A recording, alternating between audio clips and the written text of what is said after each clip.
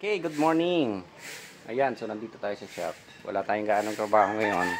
Kaya ang gagawin natin ay tatapusin natin yung ating ginagawang kubo. Ayan, so pupunta tayo doon sa ginagawa nating kubo. Ito, so lumago na yung mga puno ng kawayan. And ayun na yung kubo, natakpan na ng mga puno. Ayun, so papasok tayo sa loob. Ayan. So ito na yung update doon sa ginagawa nating modern bahay kubo. So matagal tayo hindi nakagawa dito dahil na-busy tayo doon sa seminar ng Panasonic. Ayan, accredited na pala tayo ngayon ng Panasonic sa home appliances nila kasama ang aircon and washing machine. Aircon, washing machine, ref, TV. So lahat ng appliances ni Panasonic. Accredited na tayo. So ito na yung kubo natin.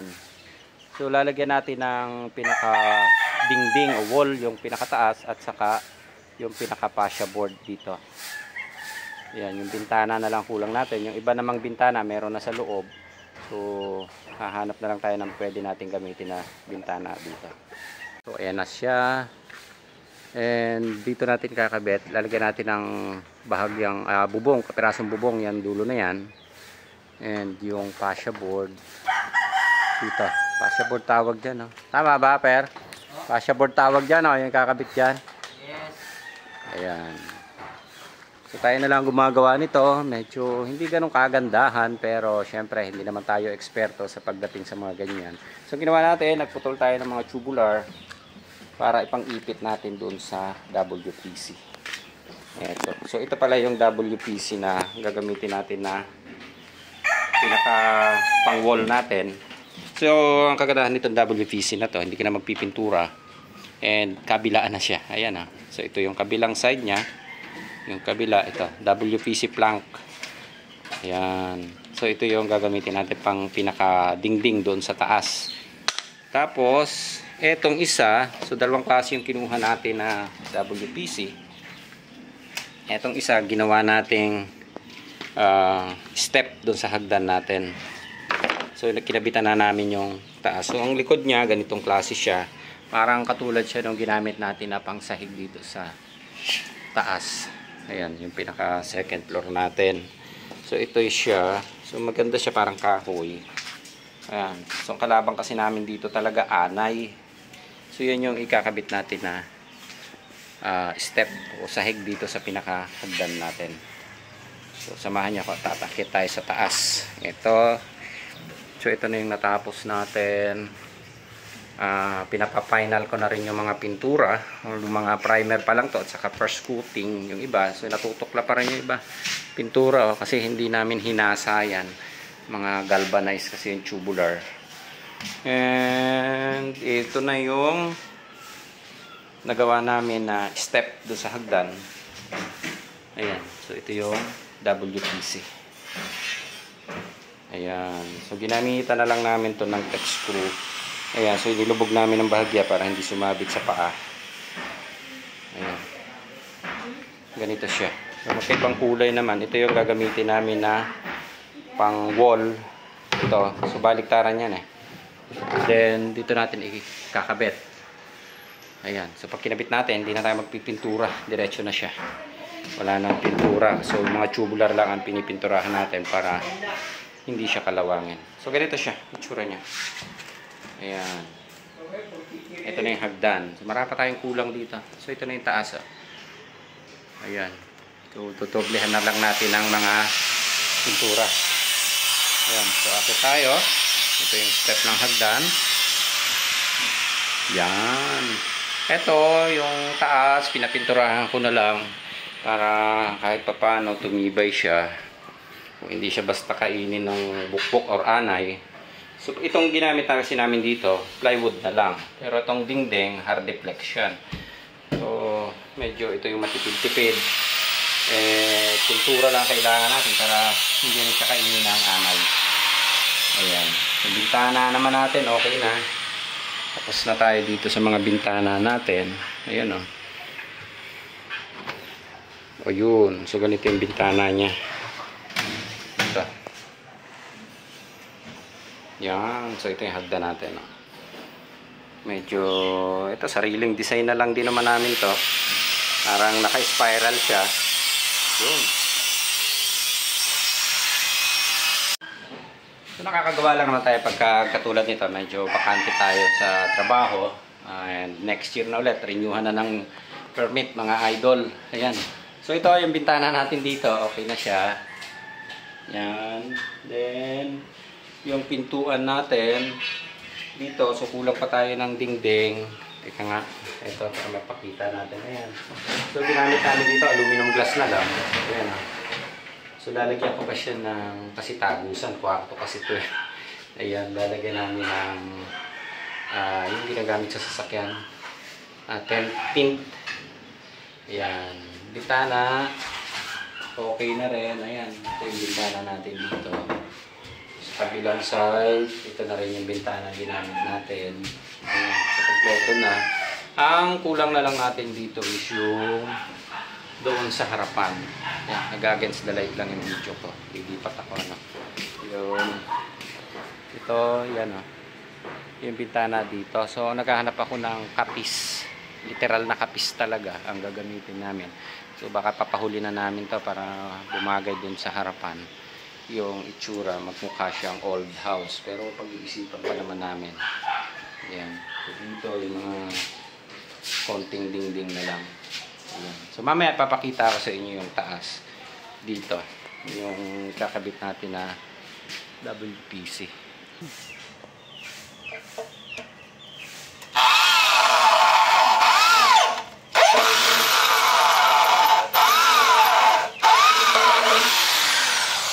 Ayan, so ito yung ginagamit natin na pang-clip o pagtatamaan ng ating WPC. So ganito kasi ginagamit namin at pang-screw sa kanya. Binubutas na namin siya para madali siyang ikabit doon. Kasi pagka hindi natin binutas, matagal siya kasi. Pagka nito butas na, so yung pagdidikitan na lang doon, yung pagtutornilyohan na lang yung kakainin ng ano na to, pinakadulo. Ayan. Ayos. So, ikakabit na natin to para matapos na natin yung taas. Tubular na ginawa namin, ito yan. Iipit namin dito yung WPC kasi iti-text screw lang din namin dito. So, nilagyan namin ng tubular na lang. Dapat angular ang gagamitin namin. Pero iniisip ko kasi pagka nag-text screw tayo kung angular, so yung text screw nakilitaw, so ginamit ko na lang is tubular na ganito. So ito naka screw din lang to, yan, oh. Ayan, ganyan lang siya. Ayan.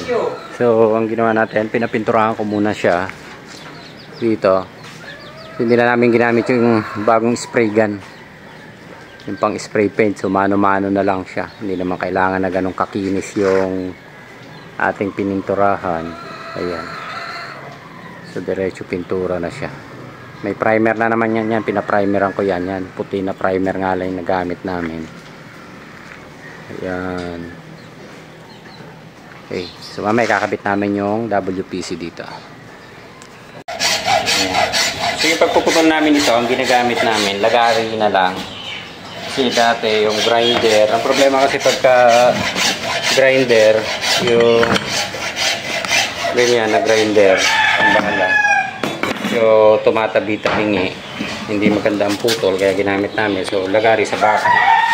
Ayan, katulad ito, may mga hulma kasi siya, kasi naka triangle yung pagkakabitan natin, kaya yan, sinusunod-sunod na namin. Then ito, ilalagyan namin ng ganyan na para yung screw nakabaon pag kinakabit namin. Ayan, so ganito siya. Okay, then binubutas na rin namin kasi kapag kinakain siya ng text screw dito, lumuluwa yung WPC, minsan mahirap ibaon, kaya ginagawa namin, binubutas na namin siya ng ganito. Yan.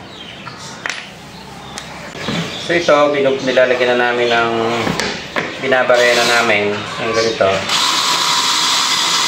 Yan. Para nakalubog yung tornilyo natin. Ito.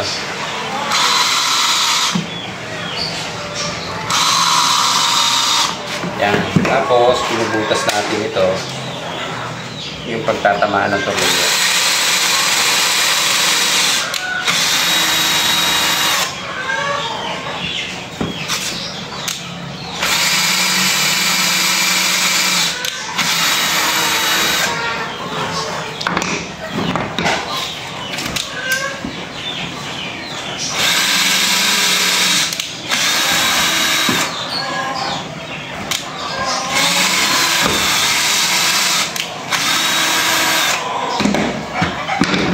Tapos,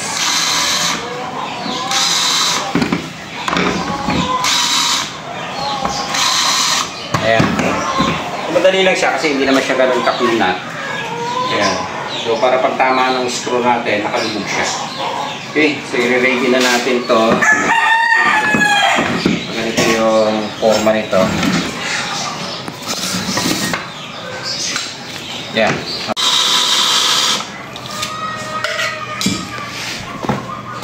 Yes.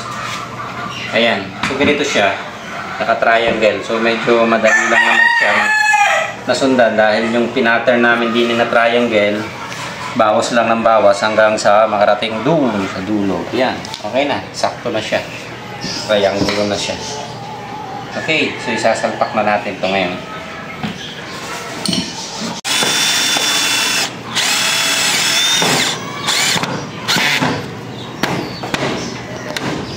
So ganito siya, nahirap, medyo nahirap din pati pwesto namin. Nasaan na yung tornilyo? Akin eh. So tinitext ko na lang namin to, kaya nakalubog to.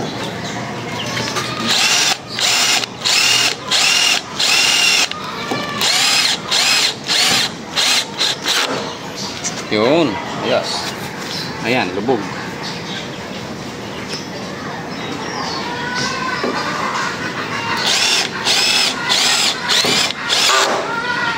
Yun, so walang ka-effort, ang dali lang ikabit. Ayan, simple. Okay. Ito, sunod. Then, yung sunod, ito na siya. Tagilid siya. Bumaba eh. Babawas tayo.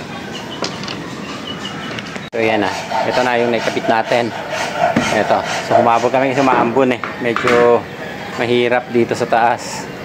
Ayan, so ito na yung nahulma namin ng triangle. So ito yung isa kanina. Ayan, okay na.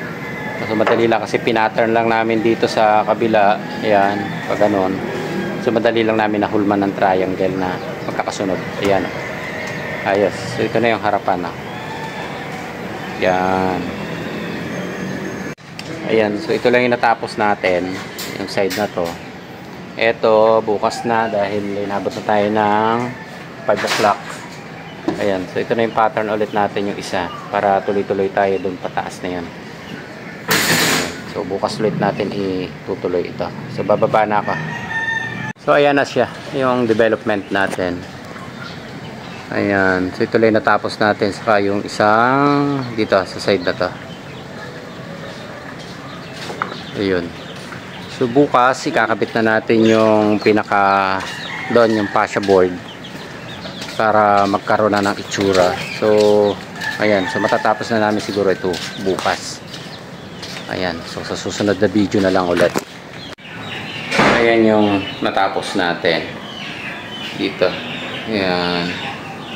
So ito yung kapiraso niyan, lalagyan pa natin yan. Saka ito, yung bukas na yan.